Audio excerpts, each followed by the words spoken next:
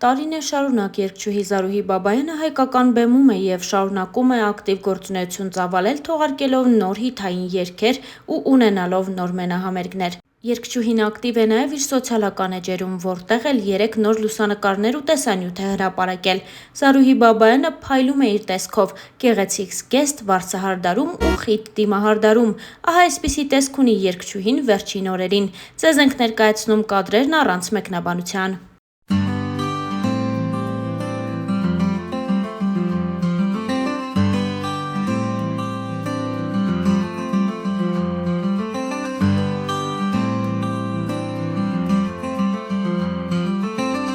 Իսկ մեզ մնում է հավելել նաև, որ երգչուհի Զարուհի Բաբայանը միշտ հանրության ուշադրության կենտրոնում է եղել։ Քննարկումները ոչ միայն Զարուհու անվան շուրջ են, այլ նաև նրա ընտանիքի։ Ձեզանից շատերը գիտեն, որ երգչուհու ամուսինը պարուհի և պարուսույց Սոֆի Դևոյանի որդին է՝ Հովհաննեսը։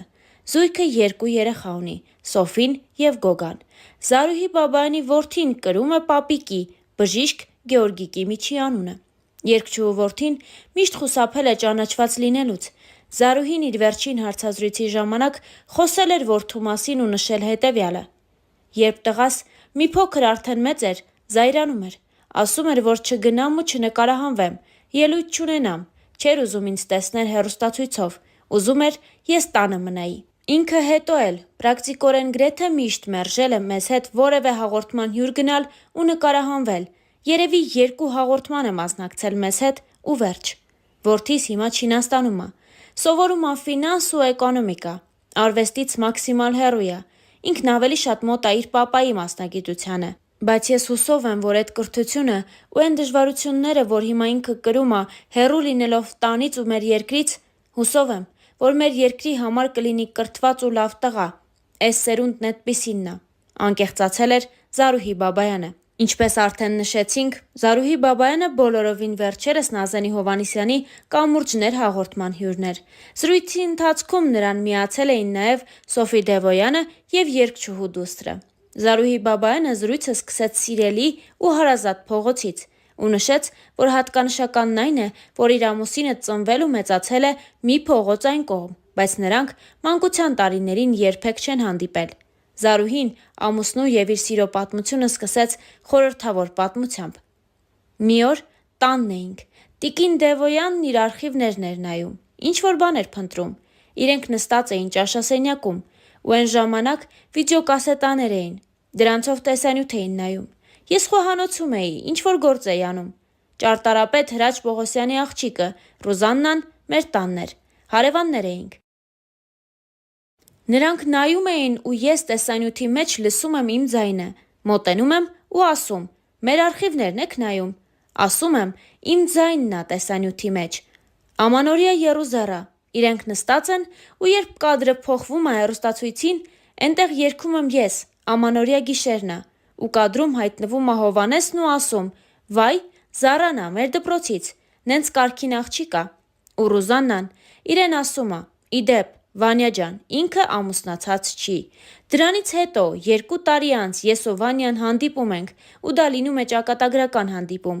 Իմ կյանքի ամենալավ ճակատագրական հանդիպումը։ Մենք ամուսնացանք 2000 թվականին, մեր ֆինանսական հնարավորությունները շատ մեծ չէին, բայց շատ գեղեցիկ հարսանյաց խնջույք արեցինք ու շատ ուրախ, որովհետև մեր բոլոր ընկերները մեզ հետ էին։ Մարկ Սաղաթելյանը մեր թամադան էր, ինքը ու Հրանտ Թոխածյանը կենացներ էին ասում ու լավ երեկո անցկացրեցինք։ Տիկին Դևոյանը արագացրեց, ասեց՝ օրը որոշեք ու շուտ ամուսնացեք։ Մենք հեռու էինք ապրում, տղային խղճաց, ասեց շուտ ամուսնացնեմ, էդքան չգնա գա, հումորով պատասխանեց Զարուհի Բաբայանը։ Նազենի Հովհաննիսյանը նաև անդրադարձավ այն փաստին, որ կրտսեր Սոֆին չունի Դևոյան ազգանունը, սակայն բոլորը սովոր են մանկուց նրան հենց այդ ազգանունը տալ։ Զարուհին նշեց, որ դա իր գաղափարն է եղել։ Սոֆի Դևոյանն էլ հավելեց. ով ա տեսել սենց հարս լինի, որ իրա կիսուրի անուն ազգանունը տա աղջկան։ Զառան ոսկի ա, բրիլյանտիկ ա, Զառայի նմանը չկա, բոլոր սկեսուրներին ցանկանում եմ սենց հարս ունենան։ Ի վերջո, Զարուհի Բաբայանը պատասխանեց տրված հարցին։ Երբ Սոֆին դեռ 5 տարեկանում ստացավ հրավեր որբեր հեռուստասերիալում նկարահանվելու ու այդ ժամանակ, երբ պիտի երեխաների անունները գրվեր, Ես մտածեցի, որ եթե ինքն արդեն պարում է ու ինչ-որ ձևով առաջ է գնում, այդ անունը ավելի հնչեղ կլինի ու այնուամենայնիվ նաև ուղենիշ կլինի նրա համար։ Ես Սոֆիին միշտ եմ ասել, որ պետք է դառնա անհատ և որ իրեն չհիշեն որպես իմ աղջիկ կամ Սոֆի Դևոյանի թոռնուհի, այ հենց Սոֆի Դևոյան, անկեղծացել էր Զարուհին։ Նույն հաղորդման շրջանակներում Զարուհի Բաբայանը խոսել էր նաև կարիերայի բարդ փուլերի մասին։ Ձայնի հետ կապված խնդիրներ ունենալու մասին նա ասել էր հետևյալը. «Ես սկսեցի աշխատել Երգի պետական թատրոնում որպես ուսուցչուհի, բայց 1-2 տարի անց ես ունեցա լուրջ առողջական խնդիրներ կապված ձայնիս հետ, որոնք որ մեծ դեպրեսիայի առիթ դարձան։ Կարծում եմ դա ձայնիս շատ չարաշահումից էր ու որոշ այլ առողջական խնդիրներից։ Էն ժամանակ այնքան շատ ելույթներ էինք ունենում։ Ես էլ ձյունանուշ էի խաղում, Երգի թատրոնում։ Երիտասարդ էինք, վախենալ չկար, մտածել չկար, ամենակարևորը սիրուն լինելն էր ու լավ երգելը։ Ես էլ շատ բարակ, շատ սիրուն զգեստով, կապտած ձեռքերով, բայց ես ձյունանուշիկ էի, քաղաքի ամենասիրուն ձյունանուշն էի, այդպես էին ինձ կնքել, բայց հետո մի քանի տարի ես ունեցա լուրջ ձայնային խնդիրներ և ես չէի կարողանում հաղթահարել այդ խնդիրները։ Ես հասկանում էի, որ չեմ կարողանում երգել ու Գրիգորիչը չէր պատկերացնում, որ դա այդքան լուրջ խնդիր էր։ Ինձ համար դա դժբախտություն էր։ Ես ուզում էի երգել, բայց չէի կարողանում», նշել էր Զարուհի Բաբայանը։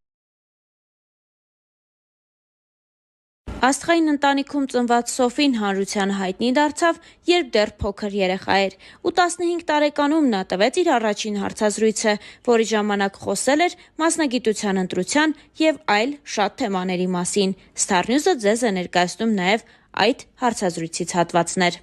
Պարը շատ բարդ մասնագիտություն է, որը ես շատ եմ սիրում։ Վերջերս տեսահոլովակ ենք նկարահանել «Ժառանգություն» խորագրով։ Բավականին երկար ժամանակ ենք աշխատել պարի վրա, որը վերջերս ամբողջացվեց։ Տատիկիս ու մայրիկիս հետ որոշեցինք, որ տեսահոլովակ նկարահանենք, որովհետև շատ էի ուզում հենց այդ պարով ներկայանալ։ Նույն հարցազրույցի ժամանակ Սոֆին նաև անդրադարձել էր նրան, որ պարում է իր տատիկի պարի ու հոգու թատրոնում։ Նա խոսել էր առավելությունների մասին։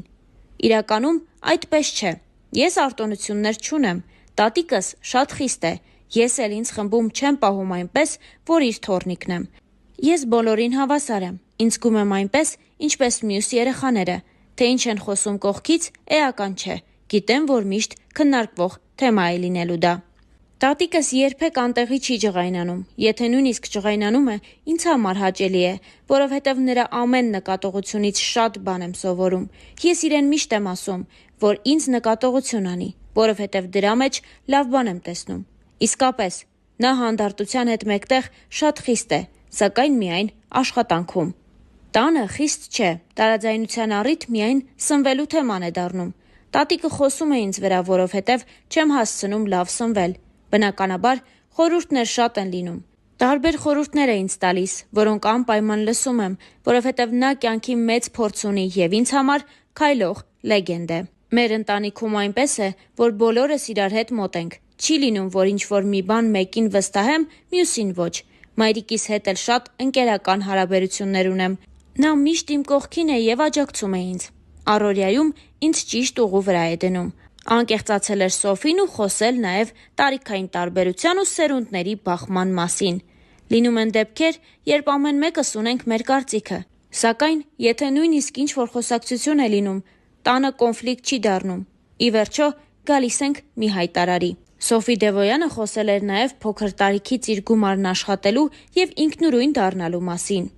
Ավելի ինքնուրույն ես դառնում։ Հաճելի է, որ կարողանում ես ինքդ հոգալ քո ծախսերը, բայց գումարն ինձ համար առաջնահերթ չէ։ Կարևորը այն հաճույքը ու փորձն է, որը ստանում եմ աշխատանքի ընթացքում։ Ես ծնողներիս կարծիքը միշտ եմ հաշվի առնում։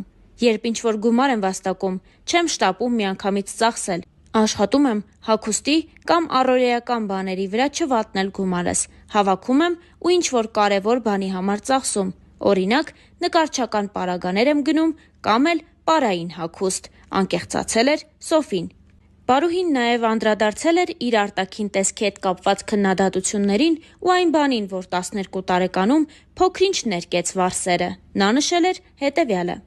Հասարակական վերաբերմունքը դեր չի խաղում ինձ վրա։ Եթե ես որոշել եմ նման բան անել, չեմ կարծում, որ դա պետք է խոսելու թեմա դառնա։ Չնայած նման խոսակցություններ միշտ լինում են արվեստի ոլորտի մարդկանց մասին։ Այն ժամանակ շատ մեծ ցանկություն ունեի մազերս ներկելու։ Դա ինձ համար երազանք էր դարձել, եւ ծնողներիս թույլտվությունը եղավ իմ տարեդարձի նվերը։ Մայրիկս էլ, տատիկս էլ միշտ ասում են, որ պետք չէ ուշադրություն դարձնել այդ ամենին, որովհետև յուրաքանչյուրն իր կարծիքն ունի եւ միևնույն է քննարկելու ու քննադատելու է քեզ։ Միշտ լինում են բացասական կարծիքներ։ Եթե ես այդ ամենի մասին մտածեմ, սկսելու եմ հաշվի առնել այն մարդկանց կարծիքը, ովքեր չեն հասկանում քո արվեստը, արած գործը։ Իր հարցազրույցի ժամանակ տարիներ առաջ խոսել էր Սոֆի Դևոյանը։